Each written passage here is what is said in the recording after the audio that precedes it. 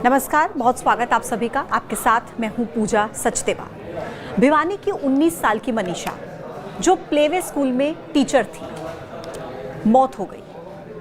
और मनीषा की मौत के मामले में पिछले 10 दिनों से लगातार विरोध चल रहा था, लेकिन आखिरकार वीरवार को अंतिम संस्कार हुआ। लेकिन इस पूरे मामले ने कई सवाल खड़े कर दिए हैं। कई अपडेट्स हैं आज इस केस में जो मैं आपको बताऊंगी इस वीडियो में। इस वीडियो को एंड तक आप जरूर देखिएगा। 13 अगस्त को भिवानी के एक खेत में एक लड़की का शव मिलता है। शव मिलने के बाद इलाके में हड़कंप मच गया। पुलिस ने अपनी जांच शुरू की।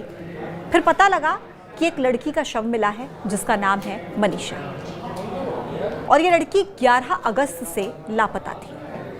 परिवार के लोग उसकी तलाश कर रहे थे। मनीषा एक प्ले स्कूल में टीचर थी।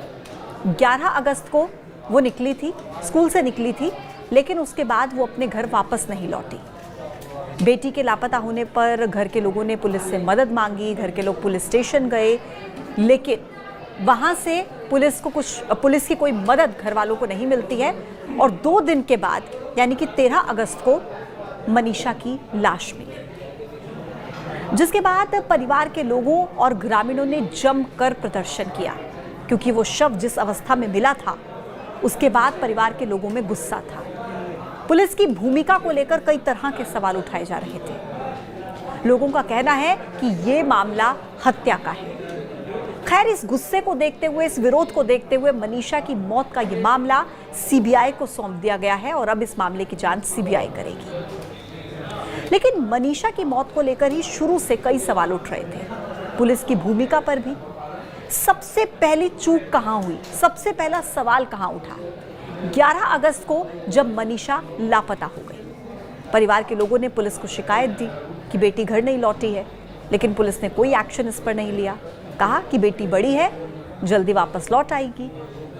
फिर 12 अगस्त को पुलिस केस तो दर्ज कर लेती है, लेकिन मनीषा की तलाश में पुलिस ने कोई सर्चिंग नहीं की, कुछ नहीं किया।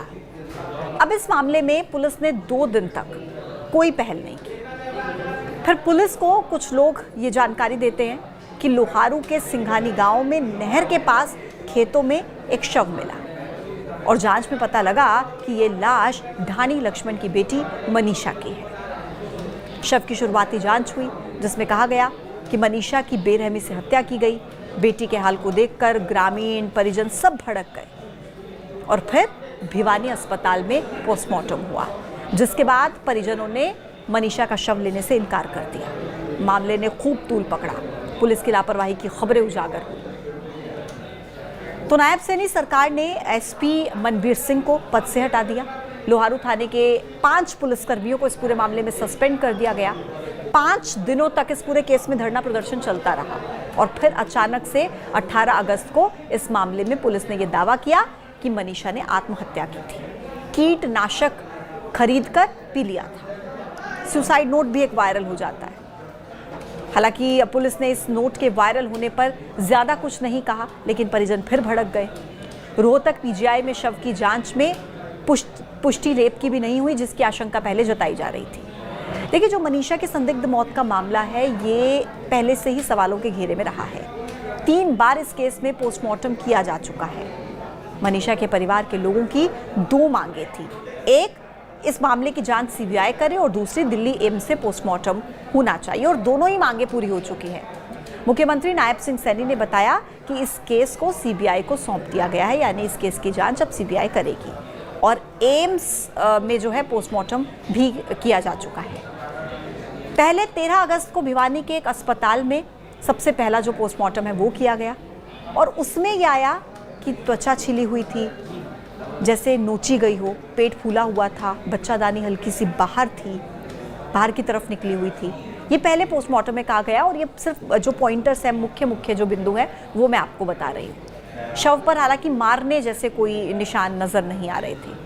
अब कीटनाशक मनीषा ने पिया है ये क्योंकि कहा जा रहा था, तो ऐसे में कुछ झाग के निशान या खून के निशान होने चाहिए, लेकिन पहले रिपोर्ट में ये आया कि ऐसा कोई भी मतलब झाग का निशान या खून ऐसा कुछ नहीं मिला। हालांकि गर्दन पर 29.5 × 16 सेंटीमीटर का घाव ज़रूर था, 29.5 गुना कर दीजिए 16 सेंटीमीटर का ये घाव उसकी गर्दन पर था। यानी कि 48 घंटे के बाद जो रिपोर्ट सामने आती है उसमें जो मामला है वो कहीं ना कहीं हत्या जैसा लग रहा था।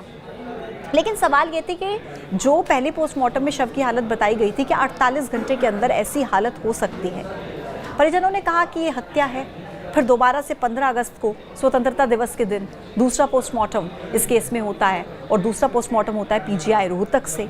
उसमें था कि जो घास फूस थी वो बालों में फंसा हुआ था, चेहरे पर जो त्वचा है वो सड़ चुकी थी, आंखें धसी हुई थी। हालांकि पहले रिपोर्ट में कहा गया था कि आंख जो थी वो गायब थी, लेकिन दूसरी में कहा गया कि धसी हुई थी।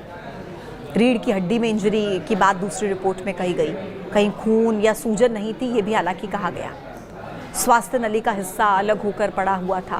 दूसरी रिपोर्ट में मतलब ये सब कुछ लिखा गया कि जो इंटरनल ऑर्गन है, पेट या और जो आंतरिक अंग है वो गायब थे। आंखें, कोर्निया ये सब धंसा हुआ था। अब इस रिपोर्ट में ये कहा गया कि कोई, यहाँ पर भी यही था देखिए कि कोई झाग नहीं मिला। अगर किसी ने कीटनाशक या जहर जैसा कुछ पिया है तो कुछ तो झाग मुंह से निकला होगा, लेकिन ऐसा कुछ नहीं मिलता है। दोनों रिपोर्ट्स की अगर बात करें तो दोनों रिपोर्ट्स में अलग अलग बातें सामने आती हैं। काफ़ी कुछ फ़र्क दोनों रिपोर्ट्स में सामने आता है। वहाँ की रिपोर्ट में ये मामला कहीं ना कहीं आत्महत्या में तब्दील होता हुआ नजर आया। जहर खाने से मौत की बात कहीं ना कहीं सामने आ रही थी। हालांकि पीजीआई रोहतक के डॉक्टर ने कहा कि मनीषा के साथ कोई दुष्कर्म जैसी घटना नहीं हुई है। घुटनों पर हाँ छोटे छोटे निशान मिले हैं। शरीर के अंग के टुकड़ों की भी जांच की गई है और गर्दन पर जो निशान मिला है लग रहा है कि जानवर ने काटा है। लेकिन इसके बावजूद मनीषा के जो परिजन हैं वो माने नहीं और उन्होंने कहा कि ये पोस्टमार्टम दिल्ली के एम्स में होना चाहिए और फिर दिल्ली के एम्स में पोस्टमार्टम होता है। एक और अपडेट आपको मैं दे दूं, इस केस में अब लॉरेंस बिश्नोई की भी एंट्री हो चुकी है। बिश्नोई गैंग ने सोशल मीडिया पर पोस्ट करके चेतावनी दी है। कहा है कि अगर पुलिस न्याय नहीं दिला पाई तो हम कातिल को खुद मौत के घाट उतार देंगे। उस पोस्ट में ये लिखा गया कि बहन मनीषा को इंसाफ दिलाया जाएगा, चाहे सामने कितना भी पावरफुल आदमी क्यों ना हो। ये चेतावनी बिश्नोई गैंग की तरफ से दी गई है। परिवार के लोग, गांव के लोग हालांकि अब भी इंसाफ की राह तक रहे हैं। अभी तक कोई भी गिरफ्तारी इस पूरे मामले में हुई नहीं है। अब ये देखना होगा कि मनीषा की संदिग्ध मौत का मामला आखिर क्लियर कब होता है। क्या सीबीआई अब मनीषा को इंसाफ दिला पाएगी? क्योंकि इस पूरे मामले को लेकर जिस तरीके से रिपोर्ट सामने आई है, पहले 2 पोस्टमार्टम रिपोर्ट सामने आई है और उसमें काफ़ी कुछ डिफरेंस मिलता है, तो कई तरह के सवाल वहाँ पर खड़े होते हैं। पुलिस की भूमिका को लेकर यहाँ पर कई तरह के सवाल खड़े होते हैं। हालांकि अब इस पूरे मामले की जांच सीबीआई ज़रूर करेगी, लेकिन एक सुसाइड नोट बरामद हुआ है बैग से मनीषा के। ये बात पुलिस की तरफ से कही गई थी कि उसमें कुछ आधार कार्ड और अन्य डॉक्यूमेंट्स भी मिले और एक सुसाइड नोट भी मिला है, जिसको लेकर मनीषा के पिता ये कहते हैं कि मेरी बेटी अंग्रेजी में नहीं लिख सकती है और मेरी बेटी आत्महत्या नहीं कर सकती है, ये मैं दावे के साथ कह सकता हूँ। लेकिन उसके बावजूद अभी तक इस पूरे मामले में कोई गिरफ्तारी नहीं हुई है। हालांकि परिवार के लोग लगातार न्याय की राह तक रहे हैं। उन्हें अभी भी उम्मीद है कि मामला क्योंकि सीबीआई तक पहुंच चुका है और सीबीआई इस मामले की जांच करेगी, तो उम्मीद है उन्हें कि जल्द ही इस पूरे मामले में न्याय मिलेगा। खैर, आप इस केस को लेकर क्या सोचते हैं, कमेंट बॉक्स में अपनी राय ज़रूर दीजिएगा। आज के वीडियो में इतना ही। देखते रहिए न्यूज़ 18। नमस्कार।